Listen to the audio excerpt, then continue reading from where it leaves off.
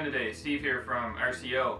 Today I'm going to be giving you a video tutorial on how to make your own wine at home. So I'm going to start with stage 1, primary fermentation, and all the equipment required to do so. So the first thing you're going to want to do is pick out your wine. So what I have here is Argentina Ridge. It's Cabernet Sauvignon. It's a double batch, so you get 2 kits in one. So that contains 2 7-liter kits of wine. This is a Costco brand, and I haven't heard a lot of great about it before I started making it. It really is how you make it and how much work you put into it when you do make it. And I'll go over that in future segments. So yeah, first thing you want to do, get your wine. So this is what I make for my red wine. It's a good wine, it turns out good. Everybody likes it, so I stuck with it.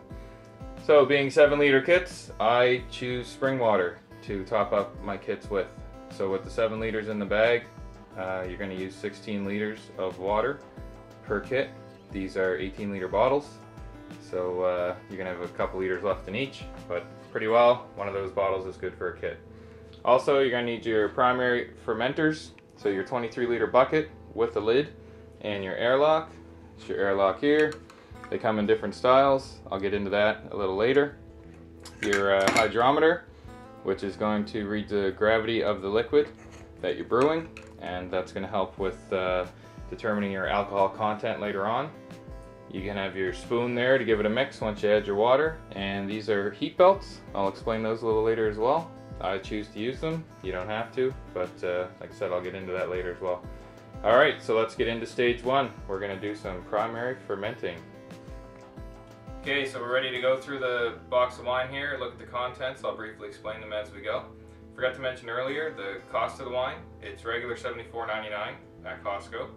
It goes on sale quite often for $59.99. So 60 bottles of wine for 60 bucks before tax. You're looking at $1 a bottle. It's good quality wine. I get you to that point with it, and you'll be very happy that you did purchase it and gave it a try. Okay, so contents of the box. You're going to get 2 packages here. These contain your clarifying agents, your yeast instructions, and a few other things that you're going to add to the wine along the way, which we'll get into when they come up. You're going to get 2 bags of corks. You're going to get 30 per kit. You're going to get your 2 packages of your heat shrinks for the tops of the bottles. This is cosmetic reasons, more or less, to make your wine look pretty when you're done. You get your 2 packs of labels. They're simple, peel and stick. They stay on when you clean up your gear and stuff. They're not going to peel off with the water or anything, so they're a good quality label. You're going to get 2 packages of your American oak chips. These are going to be added during the primary fermentation stage, so I'll let you know when we're going to do that.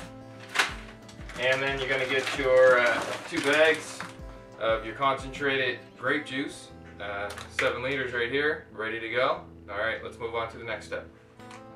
Okay, so what I like to do is lay everything out and ensure that I have everything I'm going to require for this stage, and then everything else is in the box and accounted for and put aside for the future stages. So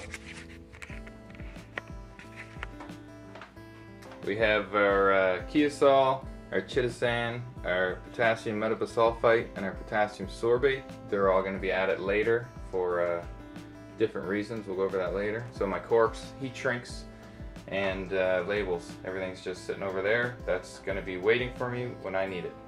What we're going to be using now, we've got our 2 7-liter bags of concentrate. We've got our yeast, our bentonite, and our American oak chips. So the bentonite, the oak chips, and the yeast, it's all going to go in this stage. And then of course we got our water ready to rock as well. Buckets laid out. I like to actually save the bottom out of a dog kennel, and what that is simply plastic, but it's got a nice lip on it. So I use that a lot when I'm filtering, when I'm doing my primary, pouring stuff into the buckets, racking, anything where there's a chance I might spill red wine. It's not easy to get out, obviously, of carpet and different stuff like that. So I like to set it up like that. Got my 2 buckets ready to go, so let's get her done. So the first thing we're going to do is add our bentonite to some warm water we're going to mix that up. You can use any type of container. I have a small container here with measurements on it. They recommend mix it with 1 cup of warm water. This stuff is really hard to get dissolved in the water, so I like to use 2 cups of warm water. In the end, it doesn't make a difference. You're going to add another, 16 liters of water to it anyway, so what's an extra cup going to hurt, right? So you're going to add this to your container. I like to use a whisk. Whip it up with the whisk, stir it really well, and then we'll dump that in the bucket.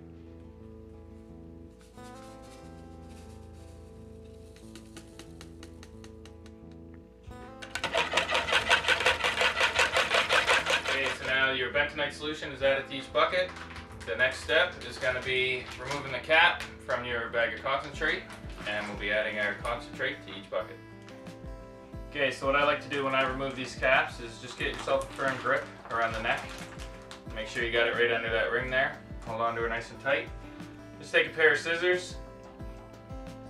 You're just going to open them up and just slide the edge of the scissor in under where the cap attaches. And all you got to do is get it under there and just really slowly and gently flip it up. You don't want to put too much force on it or it's going to come flying off and you're going to have red wine splattered everywhere. So right there I got it loose. Pop your cap. Now you're good to pour it in the bucket.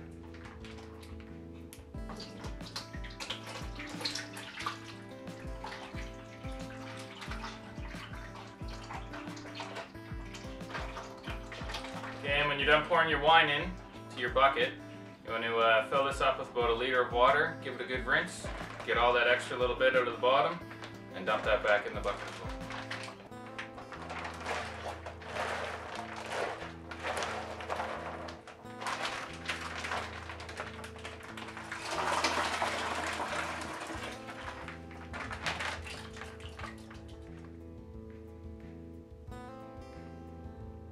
Okay, now that we've got our grape concentrate in the buckets, we've got our bentonite in the buckets, we're going to top up to the 23 liter mark with our spring water.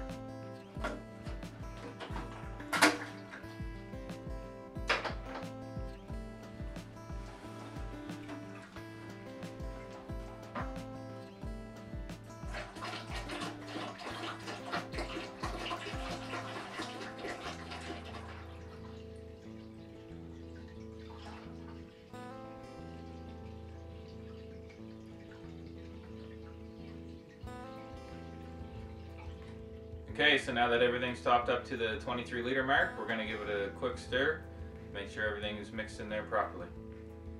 Okay, so now that everything is topped up and stirred, we're going to take our hydrometer, our wine thief, we're going to take a sample of the wine from each bucket, and we're going to get a specific gravity. That's our initial reading, and that is going to be used in the future with our final gravity, and that's going to let us know what our percentage of alcohol is for our wine.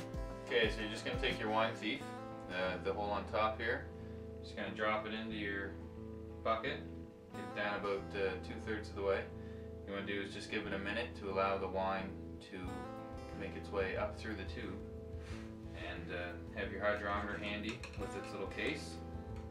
Leave your hydrometer in there.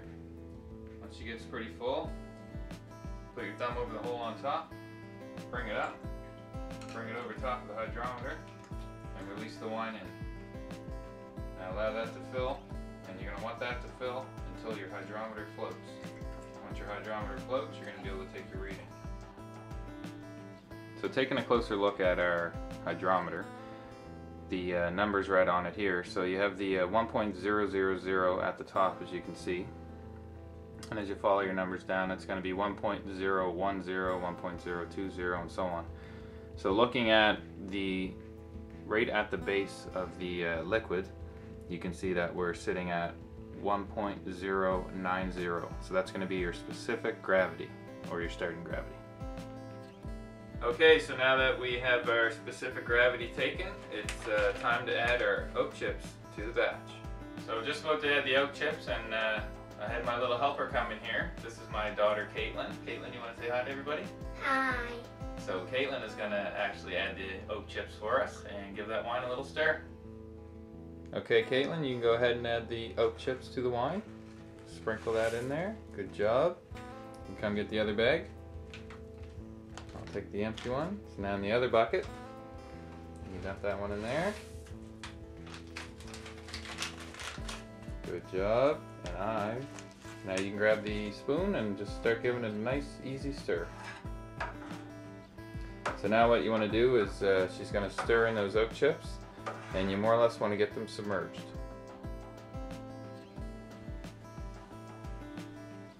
Okay, so our next step now is to add our yeast. It's a basic yeast that comes with most wine kits. Lalvin EC 1118, so whatever that means. But it's a pretty good yeast, it's a good brand. And so yeah, we're going to add that now.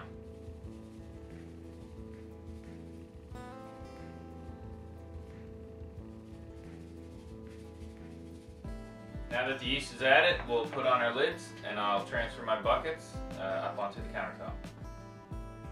As you can see, I have my heat belts laid out ready to go, and my ingredients and equipment, stuff like that I'm going to need for the future there in the middle. So the heat belts are laid out, they're plugged into my power bar there, surge protection. Just going to lift the buckets, place them right in the center. When you get them on there, you're just going to pull it tight here. It'll snug up against the bucket, and I'll let you see that in a minute. So as I mentioned earlier, the heat belt is really preference. If you have your room between 18 and 24 degrees, you're good to ferment. You can just leave it in your bucket and you can go with it. For me, I don't like my room that hot. I store wine in here, I store beer in here at times, and I like it to be a little cooler. So I like to keep my room around 15 degrees or so Celsius. So with that, that's a little low for your fermentation. So what I like to do is use the heat belt. So the heat belt's great. It keeps a controlled temperature in the bucket. You just wrap it around there, plug it in, it's good to go. Now the odd time that I've come home, I've found that the heat belt would fall off the bucket. It would just slide down, right? It can only go so tight and it'll eventually loosen. So what I like to do is take about a 3 or 4 inch strip of electrical tape, and I'll just put that right over the heat belt in 3 spots on each bucket, and that's going to hold it into place.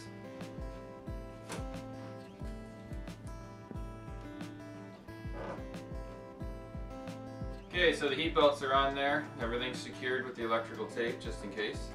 So I talked about the airlocks earlier. This is your traditional airlock, and all it is your rubber stopper goes in the hole on the top of your lid. You fill it up to a certain point, usually it's around halfway, there's a line there. Fill it up with water, and what it does is it allows the CO2 is the byproduct of the yeast eating the sugars in the beer or wine. So it allows the CO2 to release through here, but it won't allow anything in to contaminate your beer or wine. So it's great, but when you're dealing with wood chips in different types of wine, that's when these become an issue. I've had problems with them in the past. The hole on the bottom is really small. Sometimes the wood chips will get stuck in there and they'll clog it. And if they clog it, the pressure is going to build up in your bucket. Your lid will swell until the point that that rubber lets go. And when that pops, all that foam and wine and everything that's just been fermenting like crazy is going to end up on your ceiling like it did down here. So these are great for beer and wine without wood chips. Be wary if you're going to do wine with wood chips, because you could have some issues. So the answer for that, you get yourself, or make yourself, what is called a blow-off tube. So what you do is you have an elbow on this end. So that's just an elbow, hard plastic. You have your rubber stopper on the end. It's connected to a hose. Down the end here, what I did was I connected a hard piece of plastic from like a siphon rod or a cane to the flexible hose. So what this does is this goes into your bucket.